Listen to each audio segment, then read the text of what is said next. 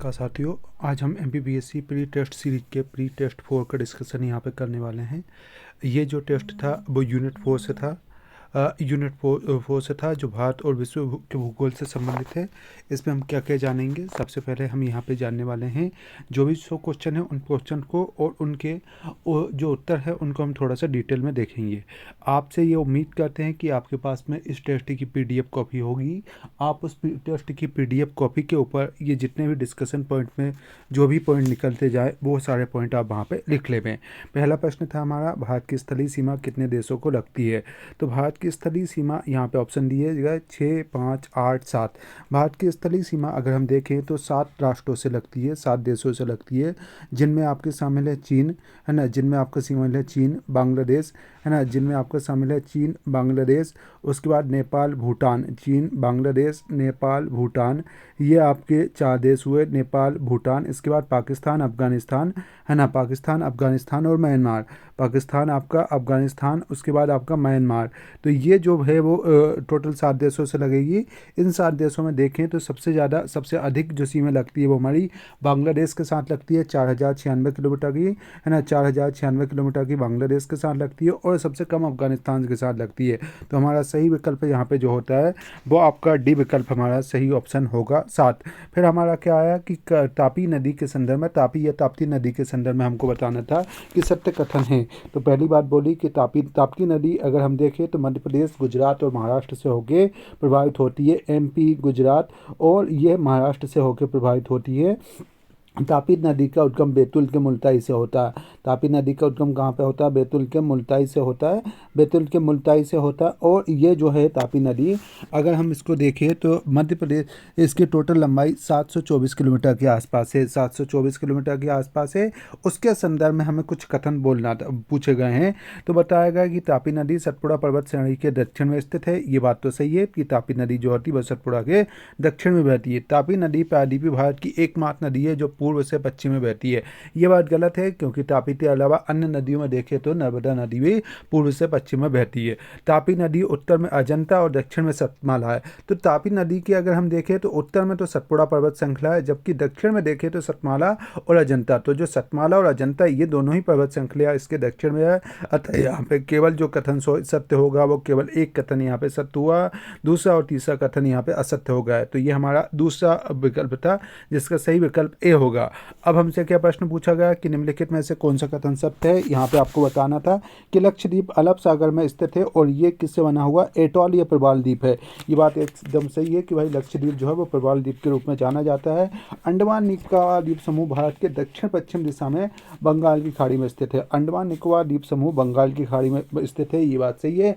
लेकिन आपको basic common sense के आधार पर दिशाओं का ज्ञान होगा तो आपको पता होगा ये दक्षिण पश्चिम में स्थित ना होगे, दक्षिण पूर्व में स्थित है।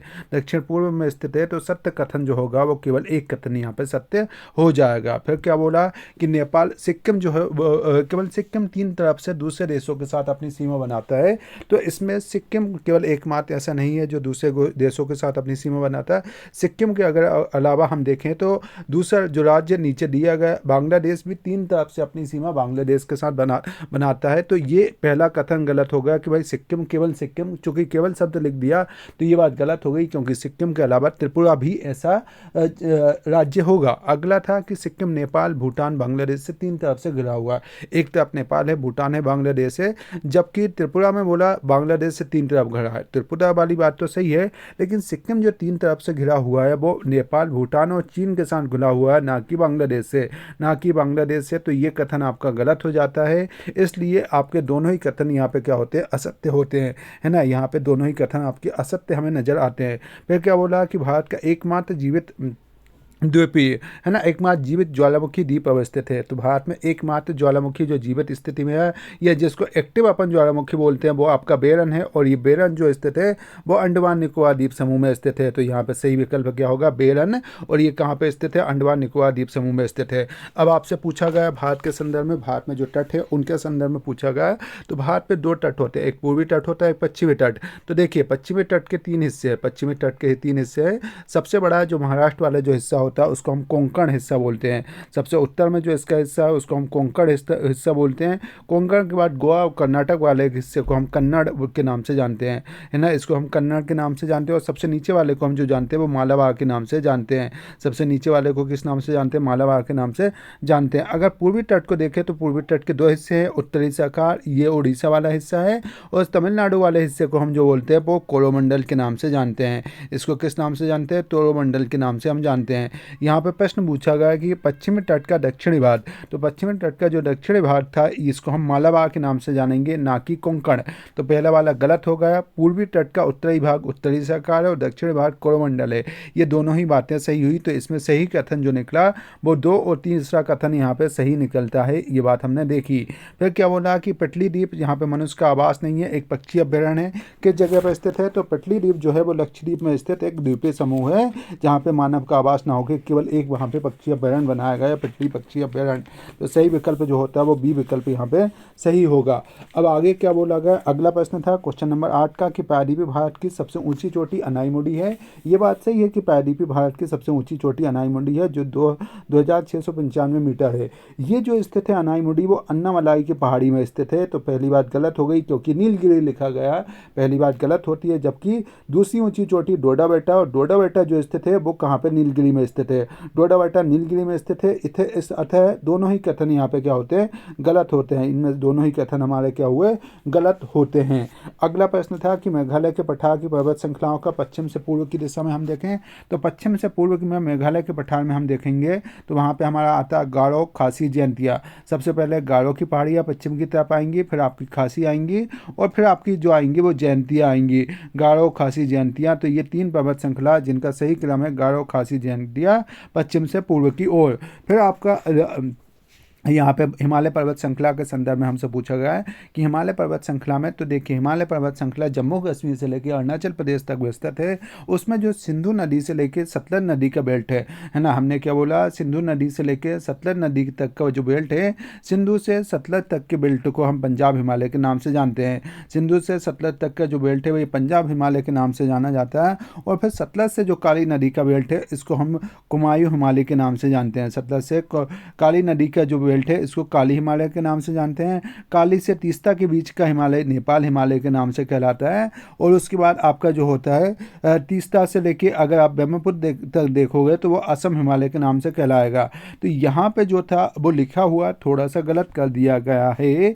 सबसे पहले पंजाब हिमालय जो दिया वो तो सही दिया कि पंजाब हिमालय सतलुज से सिंधु के बीच में, कुमायूं हुलायूं तीस्ता से दिहांग दे दिया, नेपाल में सतलुज से काली दे दिया, असम में काली से तीस्ता दिया। ये बात यहाँ पे नीचे के तीनों कथन गलत दिए गए हैं। जो ए विकल्प है पंजाब हिमालय वो एकदम सही दिया गया है। ये बात हमने देखी। फिर हमारा क्या आता है? लघु हिमालय श्रेणी। लघु हिमालय या जिसको हम हिमाचल श्रेणी बोलते हैं, तो लघु हिमालय जो है वो लघु हिमालय को हम देखें तो वो लघु हिमालय की पर्वत श्रृंखला जो है वो धौलाधार, पीरपंजार, महाबालक लघु हिमालय की श्रृंखलाएं होती है। जबकि जो जास्का श्रृंखला है ये जास्का श्रृंखला बृहद हिमालय की पर्वत श्रृंखला के रूप में हम बोलते हैं। इसको बृहद हिमालय की श्रृंखला के रूप में जानते हैं। तो ये हमारा क्या हुआ? यहाँ पे जो सही विकल्प था वो 1, 2, 3 लघु हिमालय की श्रृंखला में 1, 2, 3 ऑप्शन आपका सही होंगे। फिर क्या बोला कि भारत उत्तरी गोलार्ध में स्थित है। ये बात सही है कि भारत अगर हम देखें गोलार्ध वाले में इस समय तो गोलार्ध के 2 हिस्से होते हैं, भूमध्य रेखा से उत्तर की ओर उत्तरी गोलार्ध, भूमध्य रेखा से दक्षिण की ओर दक्षिण गोलार्ध। तो भारत उत्तर की ओर स्थित है। ये बात सही है। भारत का अक्षांशीय विस्तार 8 डिग्री 4 से 37 डिग्री 6 और देशांतरी विस्तार 68 डिग्री 7 से 97 25 है। ये दोनों ही कथन हमारे सत्य नजर आते हैं। यहाँ पे दोनों ही बातें सत्य होंगी। तो आपका विकल्प इसमें सी विकल्प यहाँ पे सही होता है। अगली बात आपसे पूछा गया था कि निम्नलिखित में से असत्य कथन है। यहाँ पे एक कथन दिया, उसमें आपको असत्य कथन बताना था कि भारत जो है वो विश्व के कुल भौगोलिक क्षेत्रफल के 32.8 लाख वर्ग किलोमीटर एरिया में है। ये बात सही है कि भारत का एरिया जो है वो क्षेत्रफल 32.8 है और भारत विश्व भूगोल के टोटल 2.4% एरिया में, ना कि 4.4। तो यहाँ पे हमारा सही विकल्प क्या होगा? बी विकल्प सही होगा कि भारत विश्व के 2.4% एरिया ऑस्ट्रेलिया में है। भारत विश्व का 7वां बड़ा देश है और भारत से 6 बड़े देश है, रूस, कनाडा, है ना, रूस, कनाडा, संयुक्त राज्य अमेरिका, चीन, ब्राजील और ऑस्ट्रेलिया भारत से बड़े देश माने जाते हैं। अब बोला कि भाई निम्नलिखित में से कौन सा कथन असत्य है, तो पांडुचेरी बंगाल की खाड़ी के पश्चिम में स्थित है। हाँ, बात सही है, पांडुचेरी एक यूनियन टेरिटरी के रूप में है, जहाँ पे तमिलनाडु राज्य में ये वर्तमान में स्थित है। तमिलनाडु में पांडुचेरी का एक हिस्सा है। पांडुचेरी के चारों जिले अलग अलग क्षेत्र में आते हैं, जिसमें जो पहला पांडुचेरी स्वयं है वो तमिलनाडु में स्थित है। यमन वाला जो हिस्सा है वो आंध्र प्रदेश में स्थित है और कराईकल तमिलनाडु में स्थित है। जबकि माहे जो स्थित है वो केरल राज्य के अंतर्गत माहे को स्थिति होगी। ये बात अपन ने देखी। तो हमारा सही विकल्प क्या आता है यहाँ पे कि माहे जो है वो अरब सागर में कर्नाटक लिख दिया गया, ये बात गलत लिखी गई। माहे जो स्थित है वो केरल में स्थित होगा। ठीक है, आगे हमसे पूछा गया है कि निम्नलिखित में से कौन से राज्य जो है वो अंतर्राष्ट्रीय सीमा के साथ समुद्री सीमा भी बनाते, मतलब किसी दूसरे देश को अंतर्राष्ट्रीय सीमा बनाएंगे, साथ ही साथ समुद्री सीमा भी बनाएंगे। तो उसमें हमने देखा राजस्थान जो है, ये राजस्थान पाकिस्तान के साथ अंतर्राष्ट्रीय केवल पाकिस्तान के साथ अंतर्राष्ट्रीय सीमा बनाता है। गुजरात पाकिस्तान के साथ भी बनाता है और पश्चिम की तरफ अरब सागर के साथ भी अपनी सीमा बनाता है। तो पहला हिस्सा तो गुजरात होगा। मिजोरम केवल म्यांमार के साथ बनाता है, कोई समुद्र से अपनी सीमा नहीं बनाता है। जबकि पश्चिम बंगाल बंगाल की खाड़ी से और बांग्लादेश से अपनी सीमा बनाता है। तो हमारा सही विकल्प क्या होगा, गुजरात और पश्चिम बंगाल, यहाँ पे सही विकल्प होगा, डी ऑप्शन हमारा सही होगा। अगला आपसे पूछा गया था कि निम्नलिखित में से कौन सी ब्रह्मपुत्र की सहायक नदियां हैं। तो ब्रह्मपुत्र की कई सारी सहायक नदियां, जिनमें सुवर्णसिरी, तीस्ता, मानस, दिहांग, है ना, रांगपो, लोहित है। यहाँ पे जो नाम दिया गया है वो रांगसांगपो, लिहांग, लोहित और मानस, ये सारी ही नदियाँ किसकी, आपकी ब्रह्मपुत्र की सहायक नदियाँ। उपरोक्त सभी कथन यहाँ पे सही होंगे। भारत में अगर अब्बा क्षेत्र के रूप में देखें कि भारत में जिसका जो ड्रेन ऑफ या जिसका ड्रेनेज पैटर्न या पूरा पूरा ड्रेनेज एरिया, उसके हिसाब से हम देखें तो वो लगा कि आपको घटते हुए क्रम में व्यवस्थित करना। भारत में सबसे बड़ा अब्बा क्षेत्र जो है वो आप जानते हैं गंगा नदी का। गंगा नदी के बाद जो अब्बा क्षेत्र आता है वो सिंधु का आता है, सिंधु के बाद ब्रह्मपुत्र का और सबसे छोटा कावेरी नदी का यहाँ पे अब्बा क्षेत्र आता है। इस हिसाब से आपका सही विकल्प जो होगा वो सी ऑप्शन आपका एकदम सही होगा। फिर हमसे क्या बोला गया कि निम्नलिखित में से कौन सी नदियाँ भारत में, है ना, पश्चिम की ओर प्रवाहित होती है। भारत में अगर हम देखें तो पश्चिम की तरफ प्रवाहित होने वाली नदियों में सबसे पहले ताप्ती नदी मध्य प्रदेश, महाराष्ट्र और कहां से, गुजरात से प्रवाहित होती है। बात एकदम सही है। ये उत्तर ऊपर की तरफ दिया गया। नीचे की तरफ साबरमती गुजरात में प्रवाहित होने वाली एक प्रमुख नदी है, ये भी होती है। इसके बाद जो पेरियार नदी है ना, पेरियार नदी ये केरल की नदी है। पेरियार के अलावा हम देखें तो पेरियार और पंबा, ये दोनों नदी केरल की है, पश्चिम की ओर प्रवाहित होती है पेरियार और पंबा नदी। इसके अलावा आप देखोगे तो शरावती नदी, शरावती नदी ये कर्नाटक की नदी है ना, कर्नाटक की नदी है। और ये कर्नाटक की जो नदियां हैं ये कहाँ की ओर, पश्चिम की ओर प्रभावित होती है, शरावती नदी भी। जबकि बेंगई जो नदी है वो मुख्य रूप से कहाँ पे, तमिलनाडु की नदी है, ये पश्चिम की ओर प्रभावित ना होकर पूर्व की दिशा में प्रभावित होती है। तो यहाँ पे सही विकल्प क्या आया, 1 2 3 4 यहाँ पे हमारा सही विकल्प आता है। फिर आगे हमने क्या देखा, अगला प्रश्न था कि निम्नलिखित में से कौन सा कथन सही नहीं है। मणिपुर घाटी है ना, मणिपुर घाटी के मध्य में एक झील स्थित है जिसको अपन लोकटक झील बोलते हैं। ये चारों तरफ से पहाड़ियों से घिरी है, ये बात एकदम सही है। चिल्का भारत के उड़ीसा राज्य में है, महानदी के मुहाने पर स्थित खारे पानी की लेगून झील है। उड़ीसा तट को भौगोलिक दृष्टि से उत्तरी सरकार का तट भी कहा जाता है। ये पूरा का पूरा यहाँ पे सही कथन दिया गया। भीमताल जो स्थित है वो उत्तराखंड में स्थित है, ना कि हिमाचल प्रदेश में, ये बात यहाँ पे गलत बोली गई। पुलिकट झील आंध्र प्रदेश और तमिलनाडु में स्थित है, जिस, है ना, तमिलनाडु में स्थित कोरोमंडल तट पर खारे पानी की झील है। तो ये बात भी आपकी यहाँ पे सही बोली गई। तो ये हमने देखा, इसमें सही विकल्प जो हमारा हुआ वो सी विकल्प हुआ, क्योंकि भीमताल उत्तराखंड में स्थित है, ना कि हिमाचल प्रदेश में। अगली आपसे जो बात बोली गई है कि निम्नलिखित में से कौन सा कथन सही नहीं है। तो झेलम को हम देखते हैं कि झेलम सिंधु की एक सहायक नदी है जो कश्मीर घाटी के दक्षिण पूर्व में पीर पंजाब की गिरिपथ में स्थित बेरीनाग झील से निकलती है। रावी को हमने देखा तो रावी एक महत्वपूर्ण सहायक नदी है सिंधु की, जो हिमाचल प्रदेश की कुल्लू में रोहतांग दर्रे से निकलती है, ये बात भी सही है। ब्यास रोहतांग दर्रे के निकट ब्यासकुंड से निकलती है, ये बात भी सही है। सतलज नदी जो निकलती है वो हिमाचल प्रदेश में मानसरोवर के निकट राक्षस ताल से, ये बात सही है कि मानसरोवर के निकट राक्षस ताल से निकलती है, लेकिन ये हिमाचल में न स्थित हो गए, तिब्बत में स्थित है, ना कि हिमाचल प्रदेश में। तो हमारा ये वाला कथन गलत होगा। सही विकल्प आपका डी होता है। सही विकल्प आपका क्या होता है, डी होता है। फिर आपसे बोला गया कि चिनाब नदी चंद्रभागा दो सहिताओं के मिलने से बोलते हैं, जिनको आगे चंद्रभागा के नाम से जाना जाता है। चिनाब नदी सिंधु की सबसे बड़ी सहायक नदी है। ये दोनों ही कथन सही है, क्योंकि चिनाब चंद्रभागा के रूप में निकलती है और यहाँ पे ये चिनाब सिंधु की सबसे बड़ी सहायक नदी है। अगर हम इनमें देखें, नीचे की तरफ कुछ नदियाँ थी और बोला कि गंगा की सहायक नदियाँ। तो जो नदियाँ यहाँ पे दी गई है उनमें है गंडक, रामगंगा, सोन। गंडक, रामगंगा और सोन ये गंगा की सहायक नदियाँ, जबकि वेंगंगा जो है वो गोदावरी की सहायक नदी है। तो आपके सही विकल्प जो होगा वो कौन सा होगा, 1, 2, 3 आपका सही विकल्प होगा। अब क्या बोला कि निम्नलिखित में से कहाँ पर प्रवाल भट्टियाँ है, कुछ स्थानों के नाम, कुछ द्वीपों के नाम और प्रवाल भट्टी के संदर्भ में बोला। तो देखिए मध्य प्रदेश में 4 स्थानों पर प्रवाल भट्टियाँ मिलती है, अंडमान निकोबार द्वीप समूह, कच्छ की खाड़ी, मन्नार की खाड़ी और आपका लक्षद्वीप। सुंदरबन में नहीं मिलती है, तो आपके लक्षद्वीप में मिलती है। तो सही विकल्प है प्रवाल भट्टियों से 1, 2, 3 ये प्रवाल भट्टियों से बना हुआ है, जबकि सुंदरबन प्रवाल भट्टी के अंतर्गत नहीं आता है। अगला प्रश्न आपसे बोला गया कि 10 डिग्री जलमार्ग आपस में जो होता है अलग करता है। तो 10 डिग्री या 10 डिग्री जो चैनल है इसको जो अलग किया जाता है वो आपके अंडमान में लिटिल अंडमान है ना, ये जो अलग होता है वो लिटिल अंडमान से अलग होता है। और साथ ही साथ वहाँ पे car Nicobar, little Andaman car Nicobar से ये अलग होता है। तो इसका सही विकल्प होगा अंडमान और निकोबार को ये अलग करने का काम करता है।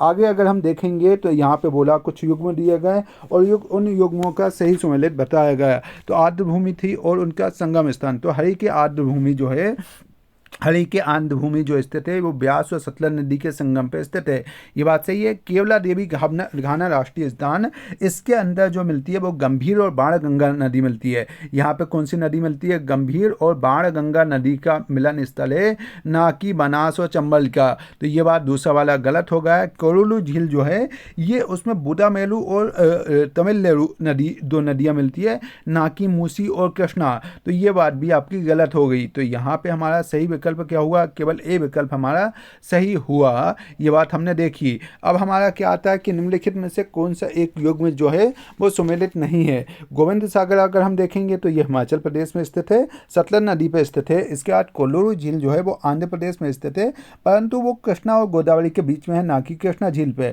ना कि कृष्णा नदी पे। तो ये बात गलत हो गई। उकाई परियोजना आपके गुजरात में है, तापी नदी पे, और बुलर परियोजना, बुलर झील जो है वो झेलम नदी पर है। तो हमारी बात सही हुई, जो गलत है वो हमारा कौन सा, बी वाला है। भारत में बोला जाता है कि जनांकी के लाभांश के रूप में भारत को देखा जाता है, क्योंकि भारत में अधिकांश जो है वो 15 से 64 आयु वर्ग के लोग जनसंख्या निवास करती है।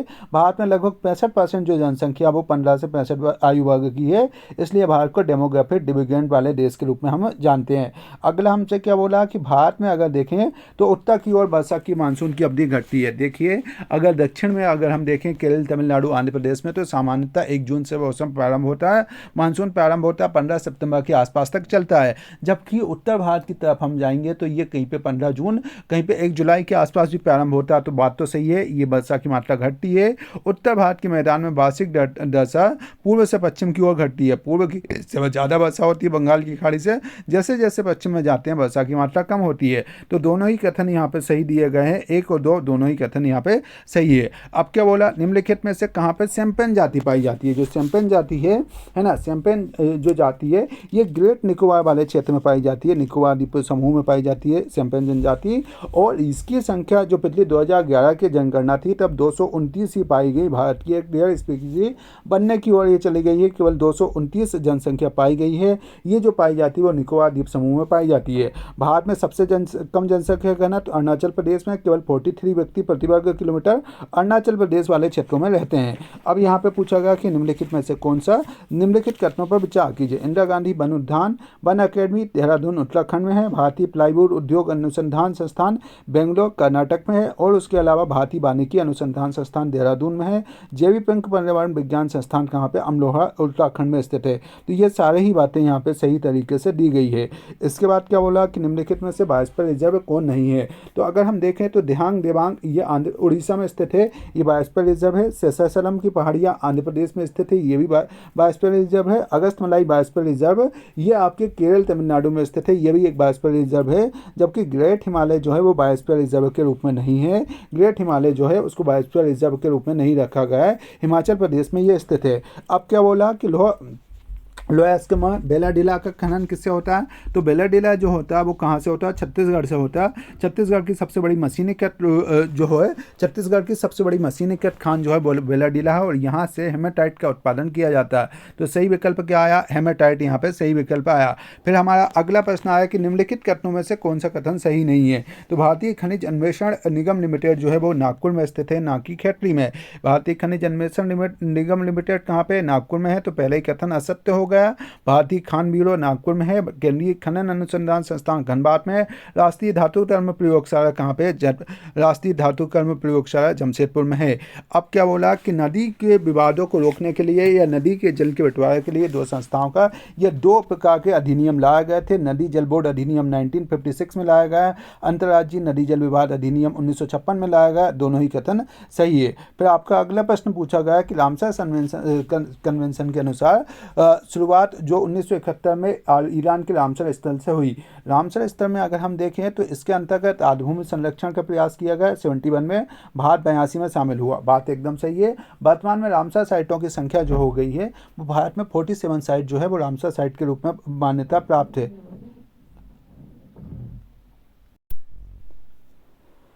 वर्तमान में भारत में लगभग 42 साइट इन्होंने बोला कि रामसर साइट के रूप में मान्यता प्राप्त है। ये बात गलत है। वर्तमान में लगभग अगस्त 2021 की बात बता रहे हैं। जो नया डाटा जो अपडेट है वो 2021 के अनुसार 47 साइट है। अभी कुछ समय पहले एक नई साइट जोड़ी है, वो आप एक बार क्रॉस चेक कर लीजिए। अभी वर्तमान में जो डाटा था वो 47 साइट तक का है। आप एग्जाम के पहले देख लेंगे तो वर्तमान में 47 साइट रामसर साइट के रूप में है। साथ ही साथ अगर हम देखें तो 2 फरवरी को विश्व आर्द्रभूमि दिवस के रूप में मनाया जाता है। ये बात भी सही है। तो हमारा जो कथन सही हुए वो थे, एक और तीसरा सही कथन हुए और दूसरा कथन हमारा गलत हुआ। देश का अगर सबसे बड़ा एक्सप्रेस वे देखें तो वो है आपका आगरा से लखनऊ एक्सप्रेस वे, जिसकी कुल लंबाई 302 किलोमीटर के आसपास है। 302 किलोमीटर होने के कारण सबसे बड़ा एक्सप्रेस वे जो होगा वो आगरा से लखनऊ एक्सप्रेस वे हो गया है। हमारा देखें तो पहली जल विद्युत परियोजना जो शुरू हुई थी वो कोचीन में शुरू हुई थी। जल विद्युत परियोजना है ना, एकीकृत जल परिवहन परियोजना है, तो ये कोचीन में शुरू की गई। राष्ट्रीय जलमार्ग 2 जो है वो जोड़ता है आपका सदिया से डुबरी तक। इसकी लंबाई जो है वो आपका 891 किलोमीटर है।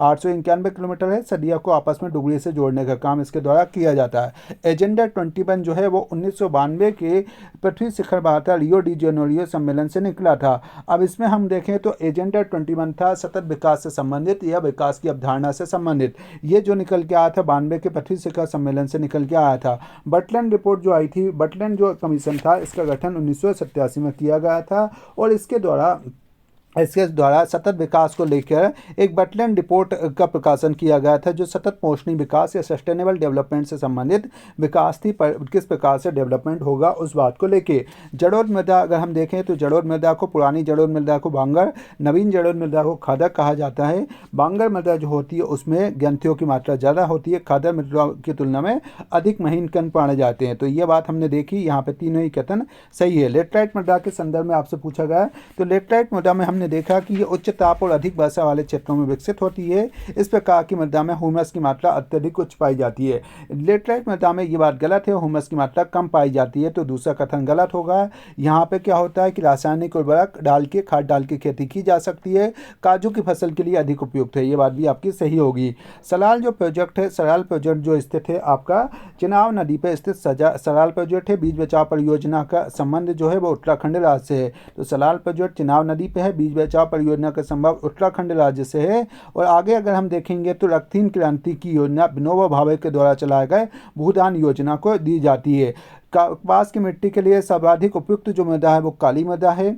इसके साथ ही साथ भारत में जो पश्चिमी शीतोष्ण विक्षोभ से जो वर्षा होती है वो सामान्यतः नवंबर दिसंबर में वर्षा होती है और इससे रबी की फसल को फायदा होता है ना, इससे रबी की फसल को फायदा होता है। अगर भारत में हम देखें तो खरीफ की फसल इसमें कौन कौन सी है, तो भारत में जो खरीफ की फसल है उनके अंतर्गत चावल मक्का बाजरा है ना, चावल मक्का बाजरा, ज्वार, अरहर, मूंग, उड़द, कपास, ये जो है वो सारी की सारी खरीफ की फसल है। इसमें जो चना है वो रबी की फसल है, तो चना को रबी की फसल के अंतर्गत रखते हैं। तो यहाँ पे हमारा सही विकल्प होगा 1 2 3 4, 1 2 है ना, 1 2 4 यहाँ पे सही विकल्प होगा। अगला क्या बोला कि झूम खेती भारत में जो है वो अलग अलग स्थानों पर अलग अलग नामों पर जानी जाती है। आंध्र प्रदेश में झूम खेती को हम पोंडू कहते हैं, पश्चिम घाट में इसको कुमारी बोलते हैं, अंडमान निकोबार द्वीप समूह में इसको क्या बोला जाता है, इसको दीपा बोला जाता है। अंडमान निकोबार द्वीप समूह में दीपा बोला जाता है। और खिल जो इसका नाम है वो खिल कहाँ पे बोला जाता है, हिमालय के क्षेत्र में इसको खुल बोला जाता है। तो ये आपका तीसरा कथन गलत होगा।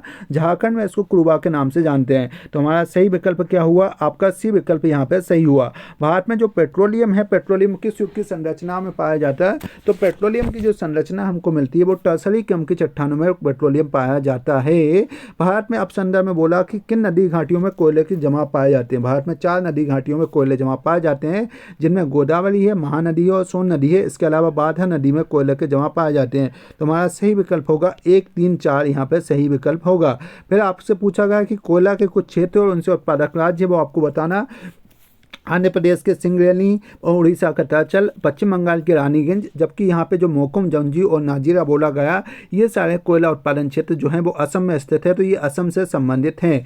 अगला आपसे बोला गया कि केरल में जो पाई जाती है मोनाजॉइट रेड, उसमें जो खनिज मिलता है उसको हम थोरियम के नाम से मानते हैं। तो केरल में सबसे ज़्यादा थोरियम मिलता है। कोरियम की मोनाजॉइट रेल में हमको थोरियम की प्राप्ति होती है। फिर भारत में विभिन्न परमाणु ऊर्जा केंद्र और राज्यों में कौन सा सम्मिलित नहीं है? तो इसमें हम देखें तो काकरपारा गुजरात में, केरल कर्नाटक में, कलपक्कम और कुड्डनकुलम जो स्थित है वो आपके तमिलनाडु में स्थित है, ना कि आंध्र प्रदेश में। नरोड़ा उत्तर प्रदेश में। हमारा सही विकल्प जो हुआ वो सी विकल्प होता है। भारत में अगर हम देखें तो भूतापीय दृष्टि से, है ना, भारत में हमको भूतापीय दृष्टि के लिए 2 प्रायोगिक परियोजना शुरू की गई है। एक हिमाचल के मणिकर्णिका पार्वती घाटी में है, दूसरा लद्दाख की पुंगा घाटी में है। तो आपका उपरोक्त सभी कथन यहाँ पे सही दिया गया है। आपसे बोला गया चित्रगुप्त, कुद्रेमुखी और बेल्लोरी चिकमंगलूर, ये लोअर स्केल की खाने हैं, ये जो स्थित है वो कर्नाटक राज्य में स्थित है। एल्यूमिनियम धातु का जो निष्कासन किया जाता है वो बॉक्साइट से निष्कासन किया जाता है ना। साथ ही साथ अब हमने बॉक्साइट से इसका निष्कासन होता है। लोहा इस्पात उद्योग में कच्चे माल के रूप में जो खनन यूज़ किया जाता है, लोहा इस्पात उद्योग में अगर हम देखें तो वहाँ पे कोयला, कोकिंग कोल, चूना पत्थर, कोयला, कोकिंग कोल और चूना पत्थर 4:2:1 में इनका प्रयोग किया जाता है। सिलिका का उपयोग नहीं किया जाता। तो सही विकल्प होगा 1, 2, 4 यहाँ पे हमारे सही विकल्प होंगे। 1, 2, 4 के रूप में हम सही विकल्पों को देखते हैं। स्वर्णिम चतुर्भुज योजना, जिसको अपन गोल्डन कोऑर्डिनेटर सुपर हाईवे के नाम से जानते हैं, तो स्वर्णिम चतुर्भुज योजना जो है वो दिल्ली, कोलकाता, चेन्नई, मुंबई को आपस में जोड़ने का काम करती है। 5,846 किलोमीटर लंबी ये है ना। दिल्ली, कोलकाता, चेन्नई, मुंबई को आपस में जोड़ने का काम करती है। अगर बोला जाए कि हजीरा विजयपुर जगदीशपुर पाइपलाइन किससे नहीं गुजरती है, तो हजीरा विजयपुर जगदीशपुर पाइपलाइन गुजरात, मध्य प्रदेश और उत्तर प्रदेश को जोड़ती है। यहाँ पे जो होती है वो महाराष्ट्र इसमें सम्मिलित नहीं है। लेकोलिथ और बेकोलिथ जो है दोनों ही ज्वालामुखी से निर्मित स्थलाकृतियाँ, ज्वालामुखी से संबंधित स्थलाकृतियों के रूप में हम इनको जानते हैं। अगर हम देखें तो पृथ्वी के आंतरिक भाग से जब ऊर्जा निकलती है, ऊर्जा निकलने से भूकंपीय तरंगें जनरेट होती है। पृथ्वी का वहस्थल जहाँ से ऊर्जा निकलती है उसको उद्गम केंद्र, और पृथ्वी के जहाँ पे सबसे पहले ऊर्जा पहुँचती है उसको अपन अधिकेंद्र के नाम से जानते हैं। तो सही विकल्प जो होगा वो केवल एक विकल्प सही होगा। अगर हमसे यहाँ पे पूछा गया अगला बात कि कौन से प्लेट नहीं है, तो भारत में अगर हम देखें प्लेट टेक्टोनिक थ्योरी के अनुसार तो 7 बड़ी प्लेट मानी गई है। इन 7 बड़ी प्लेटों में नाजागा प्लेट शामिल नहीं है। आर्टिक प्लेट, यूरेशियन प्लेट, प्रशांत महासागरीय प्लेट उसमें शामिल है। नाजागा प्लेट इसके अंतर्गत शामिल नहीं है। रिंग ऑफ फायर के नाम से हम जो जानते हैं, रिंग ऑफ फायर जो प्रशांत महासागर के अग्निविलय के नाम से जानते हैं, प्रशांत महासागर के चारों ओर जो ज्वालामुखी क्षेत्र है उसको रिंग ऑफ फायर के नाम से जानते हैं। फिर हमसे क्या बोला गया, महाद्वीपों और महासागरों के वितरण से संबंधित महाद्वीपीय विस्थापन सिद्धांत का जो प्रतिपादन किया गया था वो अल्फ्रेड वेगनर के द्वारा 1912 में किया गया था। 1912 में अल्फ्रेड वेगनर ने इनका प्रतिपादन किया था। उथली झीलों से निर्मित जो पिलाया वाली स्थलाकृति है ये सामान्यतः कहाँ पे पाई जाती है? मरुस्थल वाले क्षेत्र में पिलाया वाली स्थलाकृति यहाँ पे पाई जाती है। ठीक है। अब बोला कि वायुमंडल को 5 भागों में सौमंडल, समताप मंडल, मध्यमंडल, महामंडल और बहिमंडल में जो बांटा जाता है वो तापमान के आधार पर उनको डिफ्रेंशिएट किया जाता है। वायु माप को मापने का जो यंत्र होता है उसको हम सामान्य बैरोमीटर के नाम से जानते हैं। बैरोमीटर से वायु माप को मापा जाता है ना। अगला आपसे प्रश्न था कि भौगोलिक अध्ययन की दृष्टि से सेल शब्द से तात्पर्य क्या है, तो समस्त वे पदार्थ जिनसे भूपटल का निर्माण होता है उनको हम सेल के नाम से जानते हैं। भूपटपटी में सबसे अधिक मात्रा में पाई जाने वाली जो धातु है वो आपकी क्या है? सिलिकॉन धातु है। ये टोटल 27.7% सिलिकॉन धातु पाई जाती है। ये क्या था? एस्ट्रोस्टेड बेल्ट जो बोलते हैं, है ना, एस्टेरॉयड बेल्ट के नाम से जो पाए जाते हैं, ये कई सारे छोटे छोटे ग्रह, खोखले ग्रह होते हैं। ये मंगल और बृहस्पति के मध्य में पाए जाते हैं। ठीक है। फिर हमने क्या देखा कि माउंट एटना ज्वालामुखी किस द्वीप में स्थित है, तो माउंट एटना इटली के सिसिली द्वीप में स्थित है। इटली के सिसिली वाले द्वीप में माउंट एटना हमें मिलता है। किस महाद्वीप में एक एक भी ज्वालामुखी नहीं है, तो ऑस्ट्रेलिया में एक भी ज्वालामुखी नहीं है।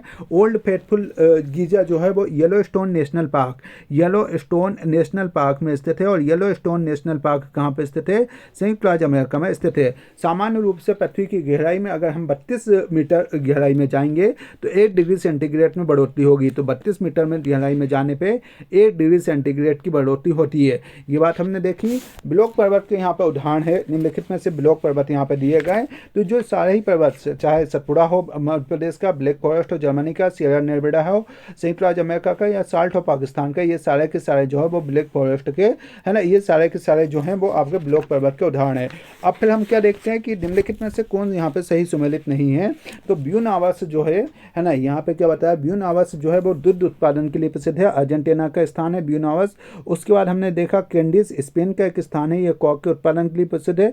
लियोन्स जो है वो सिल्क उत्पादन के लिए प्रसिद्ध है। और अपोटास जो है वो वाइन उत्पादन के लिए प्रसिद्ध है। अपोटास जो है वो ऑस्ट्रेलिया में है। तो ये सारा इसमें सही विकल्प जो निकल के आता है वो हमारा ए विकल्प यहाँ पे सही निकल के आता है।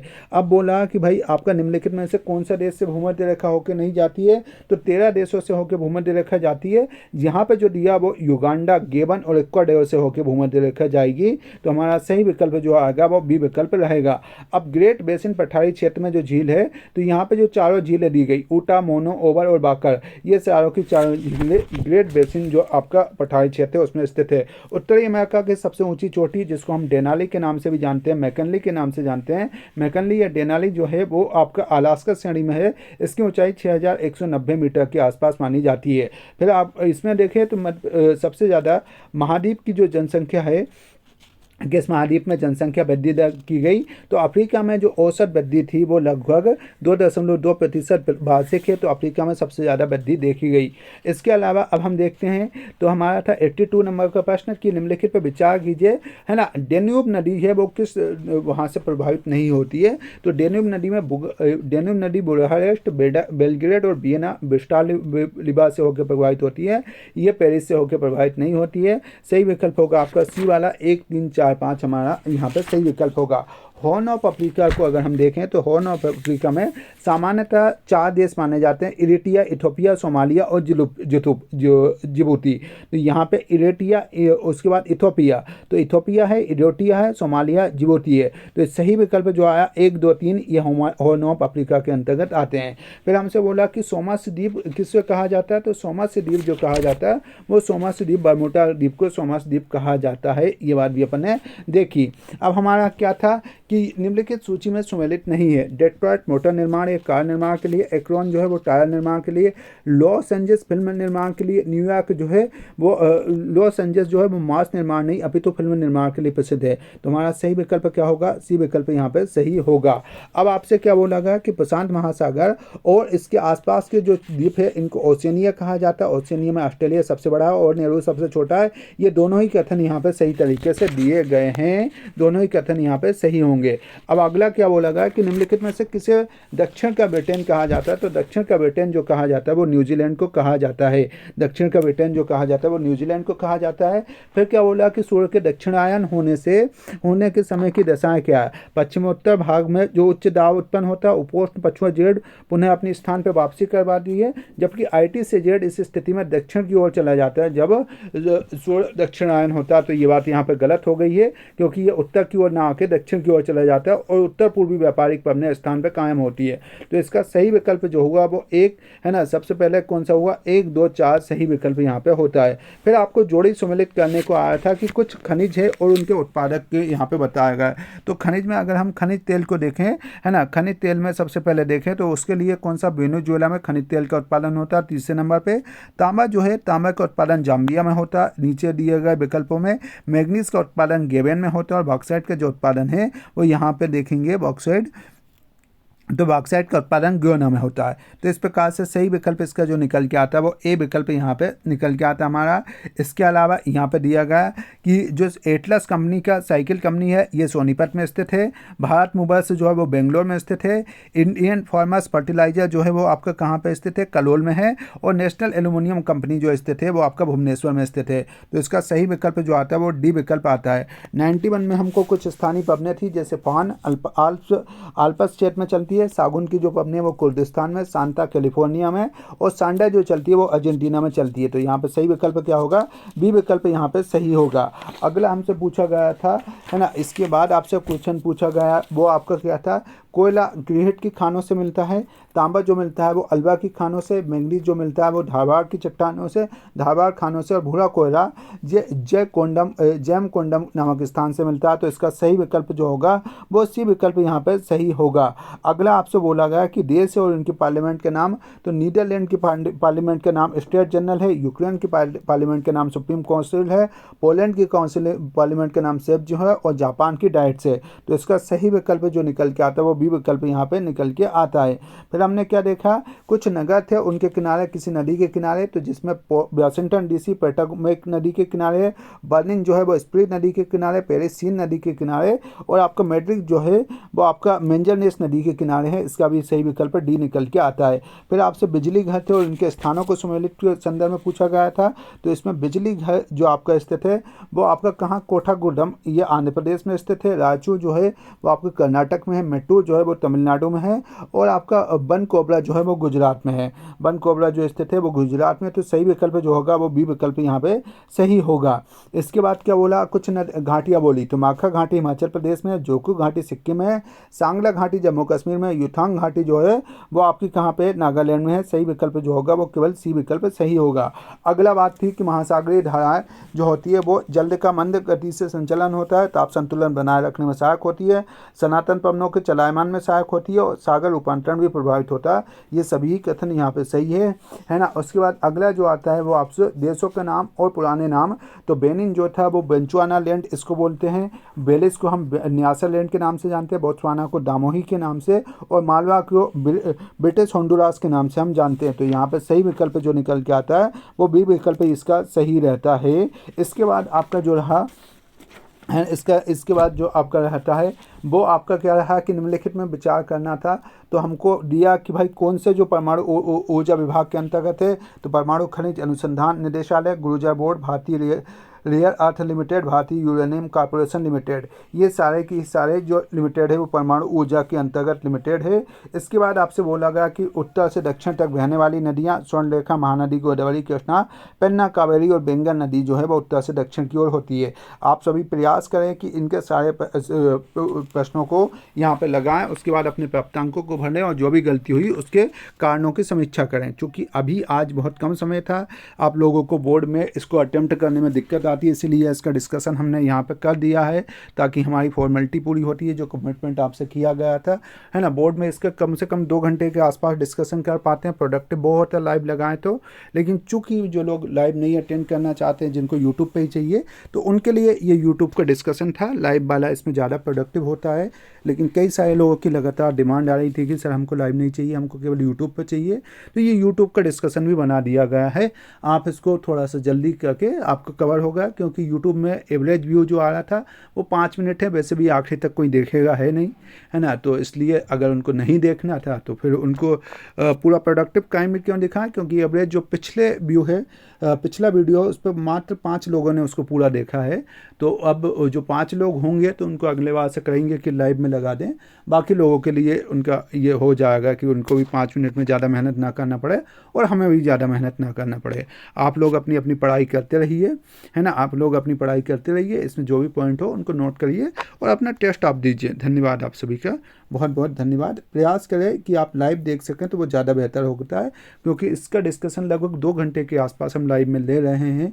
अभी समय का भी अभाव है, क्लास जस्ट स्टार्ट होने वाली है, तो इसी चक्कर में इसको हमने यहाँ पे कम समय में पूरा करने का प्रयास किया। लेकिन उम्मीद है कि आपको सारी चीज़ें समझ आई होगी। धन्यवाद आप सभी का।